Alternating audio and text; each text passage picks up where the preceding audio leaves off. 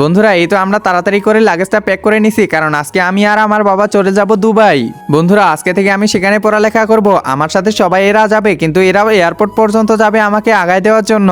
এই তো সবাই আমরা রেডি হয়ে পড়ছি, এখন আমরা গাড়িতে চড়ে নিব। তার আগে লাগেজটা প্যাকেট করে নিয়ে গাড়িতে চড়াই দিলাম। এই তো আমরা সবাই গাড়িতে চড়ে পড়ছি।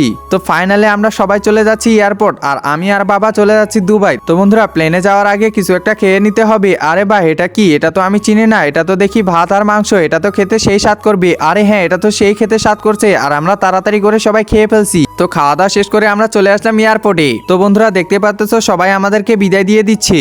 আর বন্ধুরা এদেরকে ছেড়ে যাইতে আমার অনেক কষ্ট হইতেছে। একজন মা কতটা আপন হয়ে থাকে, যার মানেই তাকে জিজ্ঞাসা করে দেখো। তো দেখা যাক বন্ধুরা এই মায়ের জন্য কে ভিডিওটিতে লাইক এন্ড সাবস্ক্রাইব করে। আর যারা মাকে ভালোবাসো না তারা ভিডিওটি থেকে দূরে থাকো। বিদায় দেওয়ার সময় তো বন্ধুরা আমি পুরাই কেঁদে দিছিলাম, কারণ আমার অনেকটা খারাপ লাগতেছিল, কারণ আমি অনেক দিন পর আসবো বাসায়। আর বাবাকে তো খুশি লাগতেছিল, কারণ বাবা তো কয়েকদিন পর আবার চলে আসবে। তো ফাইনালি বন্ধুরা আমরা তাদেরকে বিদায় দিয়ে দিই।